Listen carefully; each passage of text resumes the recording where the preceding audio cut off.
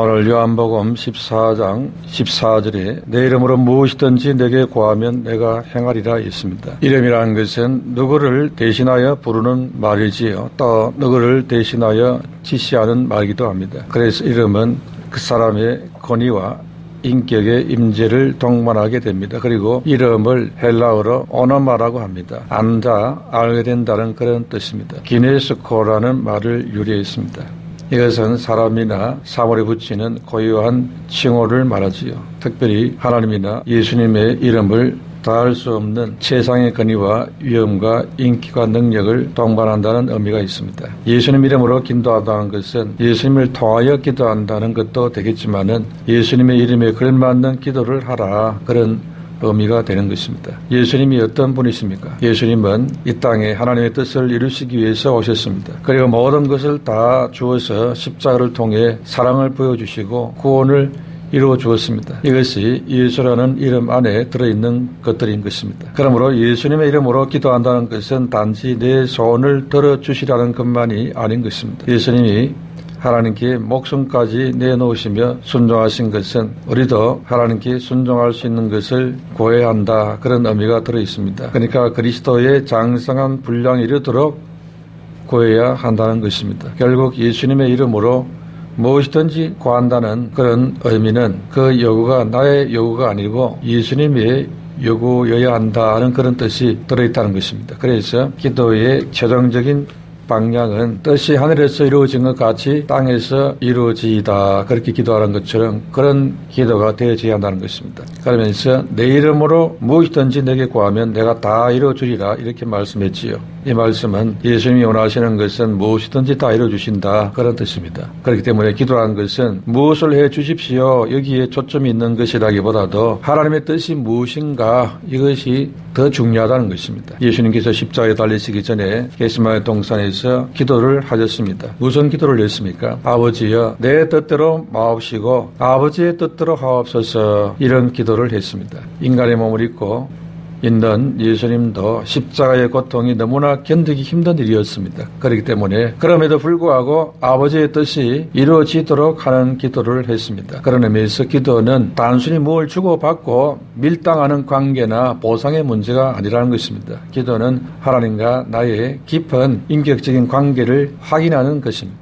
기도는 하나님과 대화를 통하여 내 인격과 내 삶이 변화되는 과정이 되는 것입니다. 이와 같은 기도에 대해서 예수님의 의도가 정리되지 않으면은 우리는 단지 무엇을 간절히 구하면은 응답될 것이다, 이렇게 단편적으로 생각하기가 쉽습니다. 예수님이 기도에 대해서 말씀하시면서 이렇게 말씀했습니다. 마태복음 7장 7절에서 11절에 구하라, 그리하면 너희에게 주실 것이요, 찾아라, 그리하면 찾아낼 것이요, 문을 두드리라, 그리하면 너희에게 열릴 것이니 구하는 이마다 받을 것이요, 찾는 이가 찾아낼 것이요, 두드리는 이에게 열릴 것이니라. 너희 중에 누가 아들이 떡을 달라 하면 돌을 주며 생선을 달라 하는데 뱀을 줄 사람이 있겠느냐? 너희가 악한 자라도 좋은 것으로 자식에게 줄 줄 알거든 하물며 하늘에 계신 너희 아버지께서 구하는 자에게 좋은 것으로 주시지 않겠느냐 했습니다. 우리가 이 말씀을 읽을 때 보통 여기까지 말씀을 읽고 결론을 놓치는 경우가 많습니다. 기도의 결론이 무엇이냐? 그 다음 절 마태복음 7장 12절에 나옵니다. 그러므로 무엇이든지 남에게 대접을 받고자 하는 대로 너희도 남을 대접하라, 이것이 율법이요 선지자니라 했습니다. 결국 기도라는 것은 자기 만족이나 자기 필요나 자기 성공을 위해서 기도하는 것이 아니라는 것입니다. 기도라는 것은 나를 내어주고 희생하고 내가 어떻게 죽어야 하는지 이런 문제를 먼저 구하고 찾는 기도를 하는 것이 핵심이라는 것입니다. 그래서 예수님이 겟세마네 동산 기도할 때에 내가 원하는 바보다도 아버지의 뜻이 이루어지기를 원한다는 기도의 결론을 냈던 것입니다.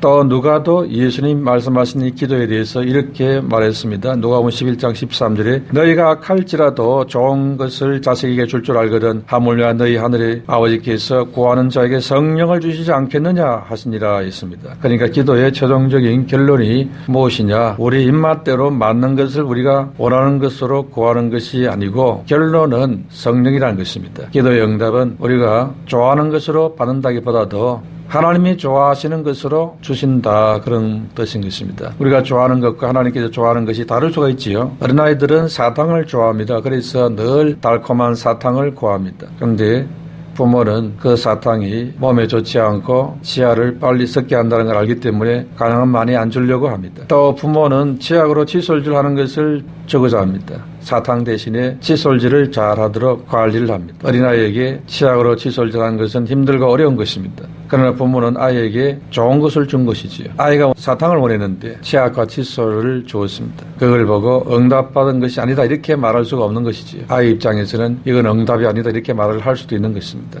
그러므로 우리는 기도가 원하는 것을 얻어내는 수단이다 이렇게 생각해서는 고난할 수 있습니다. 기도는 우리가 하나님께 순종하는 자로 살아가기 위해서 주님께 도움을 구하는 도구가 되는 것입니다. 이런 수준으로 기도하려면 반드시 성령이 필요한 것입니다. 그래서 온전한 제대로 된 기도를 하려면 성령을 받아야 한다는 것입니다. 그래서 기도하는 자에게 결국 성령을 주시는 것이지요. 그래서 구하는 자에게 성령을 주시지 않겠느냐 했습니다. 성령을 받아야 하나님의 뜻에 합당한 것을 구하게 되고 그래야 바른 응답에 나아갈 수 있기 때문인 것입니다. 첫 번째로 기도하며 구하는 자에게 예수님보다도 더 큰 일도 하게 하실 것이라 했습니다. 예수 이름으로 기도할 때에 주의를 하게 하기 위해서 그렇게 한다는 것입니다. 12절에 내가 진실로 너희에게 이르노니 나를 믿는 자는 내가 하는 일도 그도 할 것이요 또한 그보다 큰 일도 하리니 이는 내가 아버지께로 갑니다 했습니다. 예수님을 믿는 자는 예수님이 하신 일을 할 것이고 그보다도 더 큰 일도 할 것이라는 놀라운 말씀을 주었습니다. 예수님은 당신이 이 세상을 떠나서 아버지께로 돌아가고 그 이후에 지상에 남아있는 지자들에게 주를 믿는 그들에게 어떤 특권이 있는지를 일깨워 주었던 것입니다. 그리고 믿는 자들이 비록 눈으로 예수님을 보지 못해도 예수 이름으로 기도하면은 그 간구하는 바를 다 들어주시겠다고 약속을 하고 있습니다. 예수 이름에는 능력이 있습니다. 예수님이 마태복음 11장 5절에 안전병이를 고쳤습니다. 그런데 그 제자 베드로도 성전병원에 앉은 안전병이를 예수 이름으로 일으켜 세웠습니다.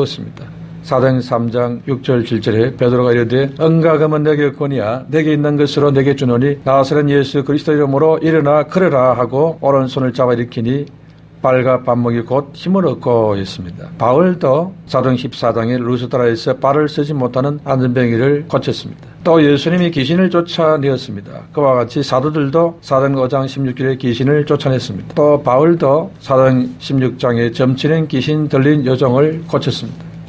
그리고 예수님께서 죽은 가보의 아들과 회당장 야이르의 딸과 나사로를 살렸습니다. 그런데 베드로도 사도행전 9장에 요바의 도르가를 살려냈습니다. 바울은 사도행전 20장에 드로아에서 유두고를 죽은 가운데 살렸습니다.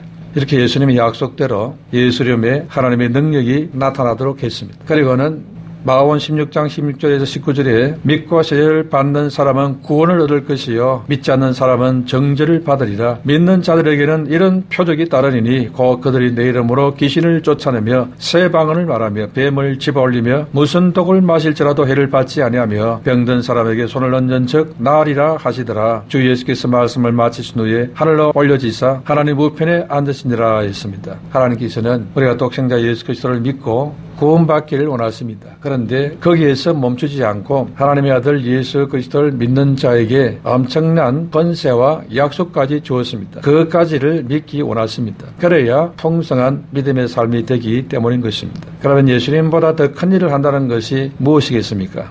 사람이 예수님보다 큰 일을 한다는 것이 아니고 예수님을 믿는 사람이 그렇게 된다는 것입니다. 결국 그 큰 일은 사람의 일이 아니고 예수님이 하신 일이라는 것입니다. 그러니까 예수님 공생애에 당시 치유와 기적과 이사를 많이 행했었는데 그 이사 기적보다도 예수님으로 구하고 선포하는 자들을 통해서 더 큰 역사를 일으키시겠다 그런 뜻이 되는 것입니다. 예수님 공생애 당시 일어났던 그런 역사보다 더 큰 역사도 일어날 수 있다는 것입니다. 그것이 바로 사도행전을 통해서 이루어지고 있습니다. 예수님이 세례를 준 사람은 거의 없었습니다. 그런데 베드로와 제자들은 수천 명에게 세례를 베풀었습니다. 예수님은 항상 유대 나라를 크게 벗어나지 않고 사역을 했습니다. 그런데 그 이후에 제자들과 예수 믿는 사람들은 복음을 들고 세상 딴 것까지 나아갔습니다. 지금도 예수 이름으로 온 세상에는 기적이 일어나고 있습니다. 고아원과 양로원과 병원과 학교 등으로 하나님 나라가 확장되어 나가고 있는 것입니다. 그래서 예수님이 하신 일보다 더 큰 일도 하게 될 것이라는 말씀이 성취가 됐고 앞으로도 성취가 된다는 것입니다. 두 번째로 모든 것을 믿음으로 구해야 된다 했습니다. 예수님은 약속에 신실한 분이십니다. 그렇기 때문에 우리가 약속을 믿고 붙잡고 사용을 해야 됩니다. 13절에 너희가 내 이름으로 무엇을 구하든지 내가 행하리니 이는 아버지로 하여금 아들로 말미암아 영광을 받으시게 하려 함이라. 내 이름으로 무엇이든지 내게 구하면 내가 행하리라 했습니다. 이 약속을 하신 예수님은 태초의 말씀으로 변함없이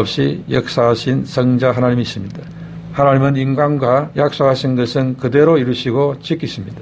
이것이 우리의 영원한 믿음이 되어야 됩니다. 하나님께서 독생자 예수님을 이 땅에 보내셔서 우리를 죄와 저주와 질병에서 구원하시겠다고 말씀하시고 약속했는데 그게 이루어졌습니다. 또 예수님도 성천하시면서 성령을 보내겠다고 약속을 했는데 약속대로 오순절날 성령이 임했습니다. 이처럼 하나님이 말씀하신 것은 모두 실제 사건으로 이루어집니다. 한번 약속하신 말씀은 언제나 변함없이 성실하게 이루시는 것입니다. 그래서 하나님께서는 믿는 자들에게 무엇이든지 예수 이름으로 구하라고 말씀하고 있습니다. 하나님의 약속을 나의 것으로 만드는 방법은 약속의 말씀을 믿고 기도하는 것입니다. 바로 이 기도가 하나님의 약속의 말씀을 실제화하는 방법이 되는 것입니다. 기도를 해보지 않고 말씀이 살아있다, 말씀이 능력이 있다, 이걸 경험할 수가 없습니다. 기도를 통해서 말씀이 성취되는 체험을 하지 못하면 믿음이 견고해질 수가 없습니다. 교회는 오래 다녔는데 믿음이 약하다 이 말입니다. 믿음이 흔들흔들하는 것입니다. 시험이 오고 환난이 오고 핍박 오면은 약한 믿음이 다 드러나서 주풍 낙엽처럼 쓰러지는 것입니다. 그렇기 때문에 하나님이 살아계시는지 확실하게 알려면은 기도를 해봐야 됩니다. 기도 응답을 체험해야 됩니다. 말씀이 살아있구나 알려면은 기도의 사람이 되어야 됩니다. 기도에 게으르면은 신앙은 나약해질 수밖에 없습니다. 기도의 비밀을 모르면은 신앙이 약하다는 것입니다.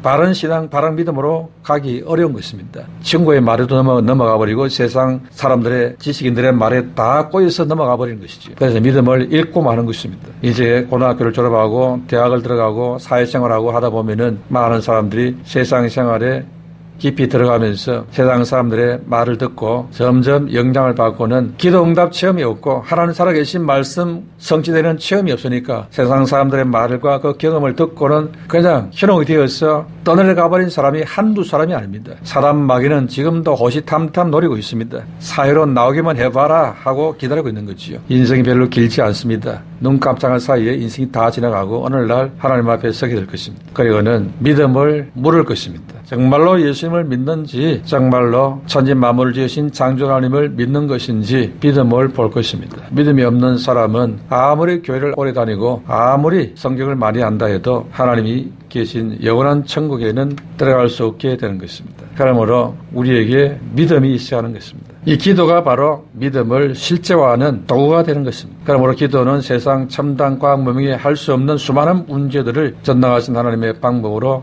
해결하는 만능 열쇠인 것입니다. 지난 여름에 흰남노 특급 태풍이 올라오고 있었지요. 어마어마한 피해가 있을 것이라고 다 우려하고 매스컴에서 난리가 났지요. 그때 사람들은 그냥 잘 지나가기만 바라고 있었습니다.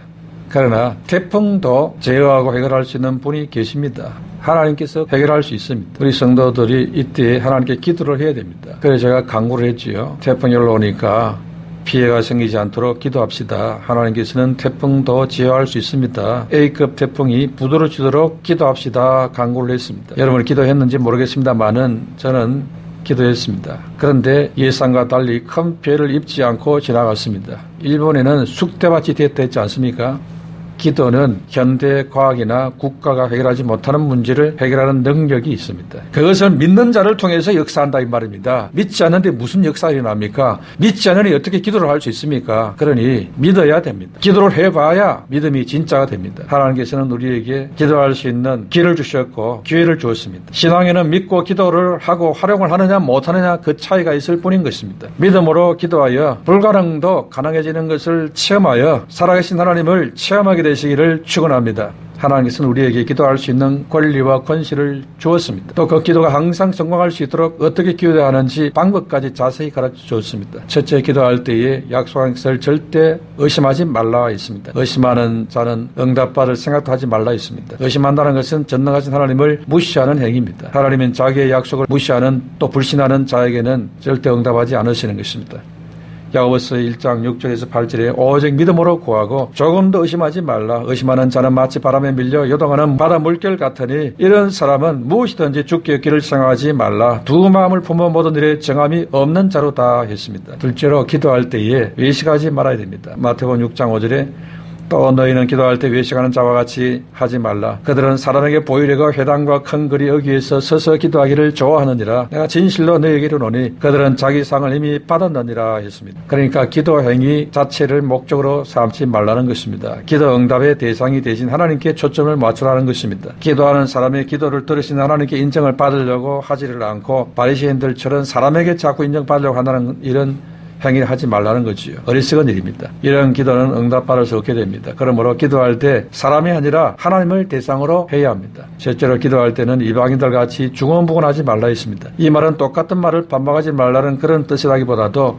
응답하신다는 믿음이 없이 마치 이방인들이 주물을 많이 휘우듯이 목적 없이 기도하지 말라는 것입니다. 하나님이 듣고 응답할 수 있도록 믿음의 기도를 하라는 것입니다. 마가복음 11장 24절에 그러므로 내가 너에게 말하노니 기도하고 구하는 것은 받은 줄로 믿어라. 그리하면 너에게 그대로 되리라 했습니다. 응답은 약속하신 분이 책임지실 것이라는 이 믿음을 갖고 하라는 것입니다. 그렇기 때문에 이 믿음을 가지면은 절대 낭망하지 않고 약속을 의지하고 기도할 수 있습니다. 그것이 믿음이고 응답 처음 얻는 길이 되는 것입니다. 감당하지 못할 영역 간에 문제가 있다면은 고안한 자에게 주신다고 약속하신 이 말씀을 믿고 기도하면 됩니다. 해결할 수 없는 질병이 있습니까? 문제가 있다 해도 기도하면은 하나님은 반드시 응답해 주시는 분이십니다. 믿음은 응답에 올 때까지 계속하는 것입니다. 그리고 의인의 기도는 역사하는 힘이 크다 했습니다. 그러므로 거룩하게 살고 성결하게 살면서 기도할 때에 응답의 역사가 강하게 나타나게 되는 것입니다. 그러므로 기도로 응답받는 축복으로 날마다 나아가게 되시기를 축원합니다.